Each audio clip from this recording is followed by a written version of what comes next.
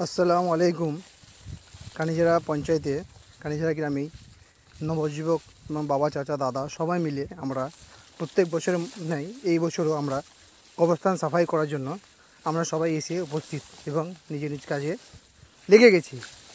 দুনিয়াতে আমরা নিজের স্বার্থ ছাড়া কিছু বুঝি না, এবং আমি ওর থেকে বড়, ও কেন আমার থেকে বড় হলো, এই যে একটা হিংসা যদি আপনার মধ্যে এরকম আসে, শান্তি যদি না পান, তাহলে আপনি কোনো সময় কবরে জিয়ারত করতে আসবেন।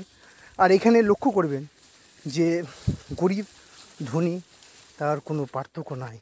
এখানে সবাই একসঙ্গে শুয়ে আছে, ধন দৌলত সব থেকে গেছে। তার জন্য আপনি এখানে এসে সেই শান্তিটা পাবেন। তার জন্য কবরে জিয়ারত করতে আসেন আর ভালো কাজে লিপ্ত থাকেন। আমরা এই রোদের মধ্যে সবাই মিলে একসঙ্গে কবরস্থান সাফাই করছি, এবং খিদার লাগার সময় দেখেন আমাদের নাস্তা মানে ঘুগনি মুড়ির ব্যবস্থা হয়েছিল। তা সেটা আমরা খাওয়া দাওয়া করছি, বা করার পরে সেই আবার কাজে লিপ্ত হয়ে যাব।